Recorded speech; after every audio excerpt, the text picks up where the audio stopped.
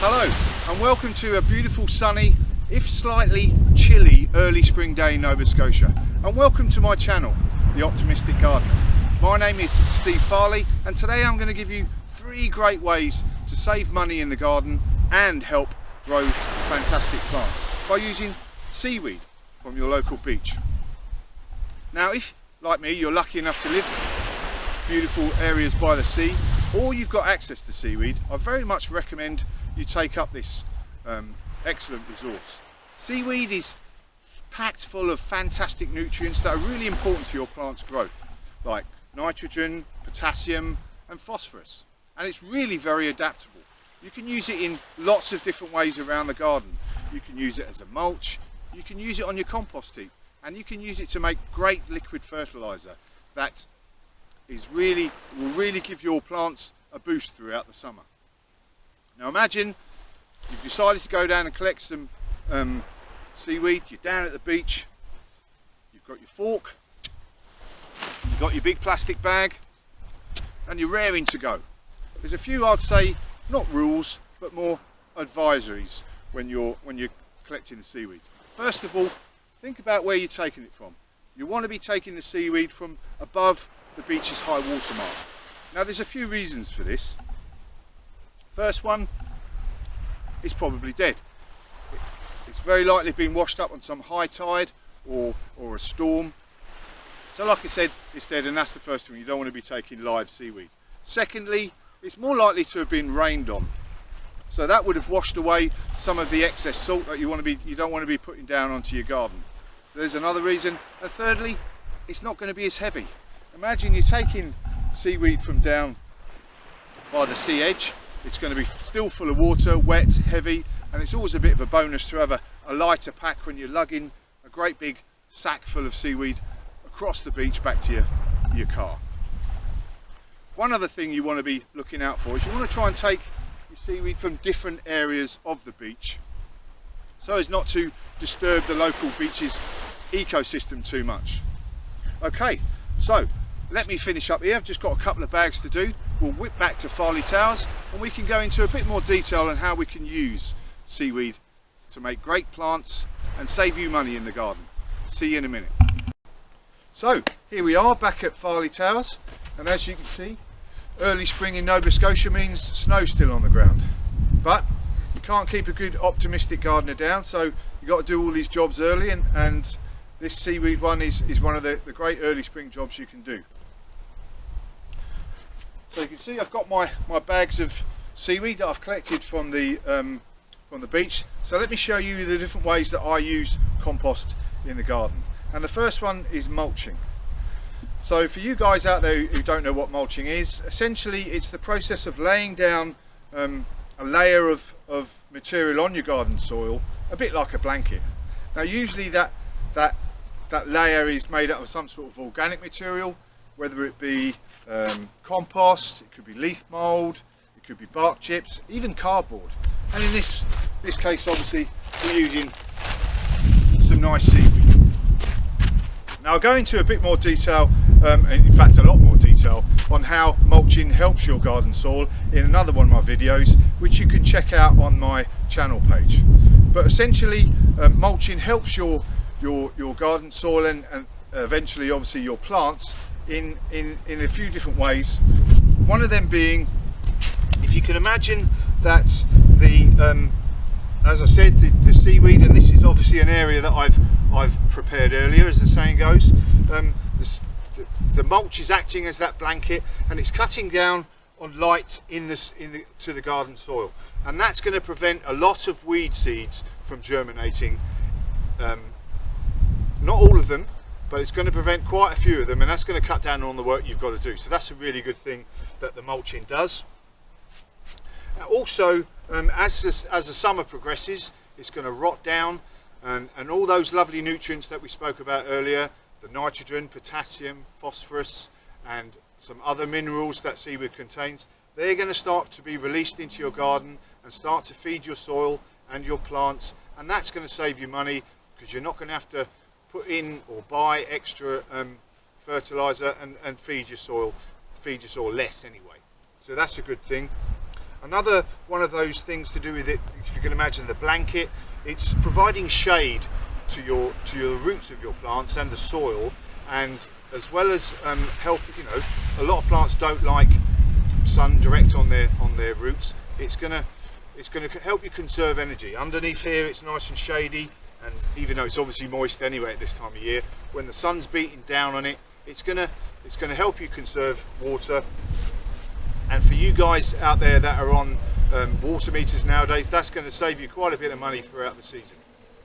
So those are some of the main things. Like I said, I'll speak a lot more about mulching in another one of my videos, but what we'll do is we'll just bung this stuff out here. We'll see how much seaweed you actually need for this is a 4x6 bed, so we'll try that out now.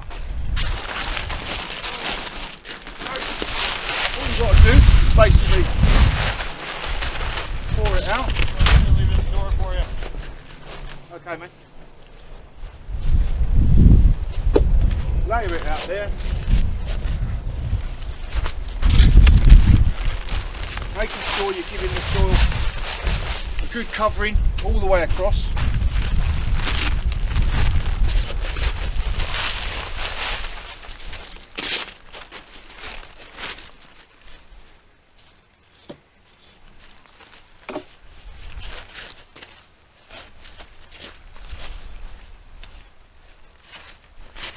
So that's 2 of these big bags really will cover a 4x6 bed. It looks quite thick on there, looks quite messy, but you can tidy it up. You want to come back after about a week, and after about a week anyway, it's going to shrink a little bit. So you can top it up after about a week's time, and then that'll feed your soil and protect it all the way through the season. So let's pop over to the compost heap now, and we can see how I use it in that area. Compost. So how can we use seaweed in the compost area? Well, it's just the same as any other green stuff really. I mean, throughout the summer you have all the green stuff you need. You've got your grass clippings, your prunings.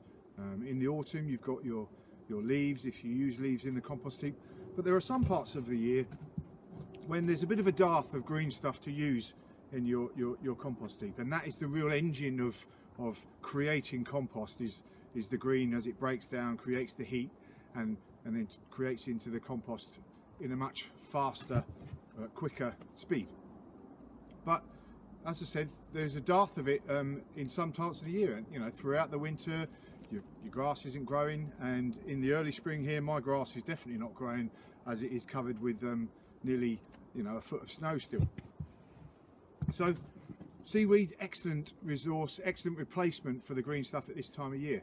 And as usual with all the other types of green that you use, first thing you do, get it, as it's seaweed, you probably want to give it a bit of a rinse off with water, and then give it a chop it up, and I've done most of this already.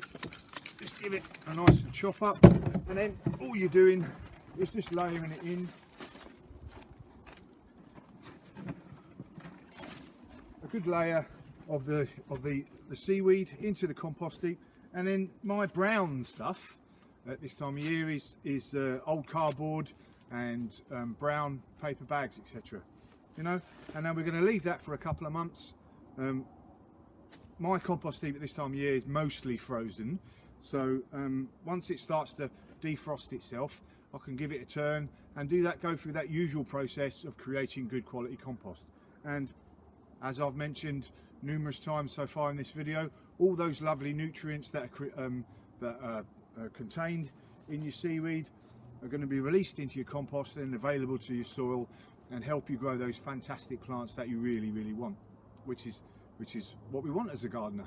And I'm optimistic that that will happen with this seaweed as it has before.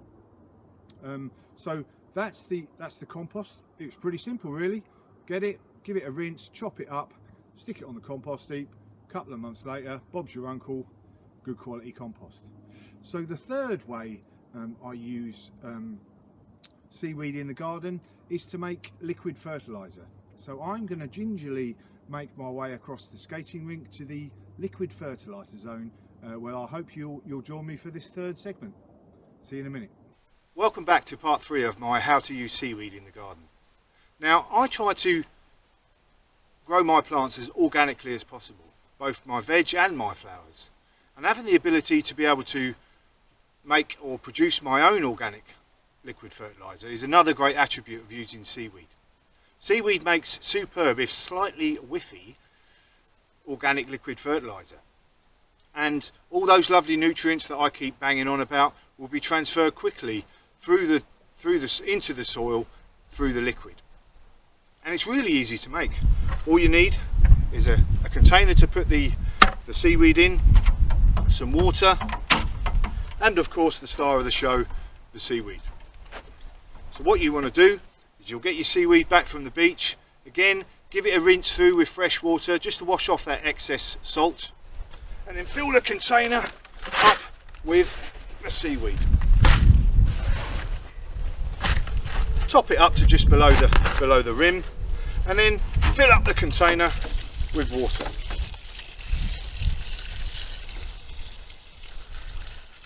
And fill it up there just above the water, and then hopefully if you've got a lid, I'll put that on, put it in a quiet corner for 2 to 3 weeks to really get brewing. Warning time, when you take that lid off, it is going to, as we say in London, pen and ink, right stink. But you can't have everything. So once you've taken the lid off and it's all ready to go, empty the water out into another container, and then you can use it at your will. Use it in the proportions 1 cup of fertilizer to 3 cups of water. And you'll be able to use the seaweed that you've got in your container another 2 or 3 times to make some more batches of seaweed. So that's a great bargain as well. So that's it. And of course, obviously, when you're pouring the liquid onto your plants, just pour it away and away you go. So that is it. 3 different ways to help you using seaweed in the garden, saving your money and helping you grow fantastic plants.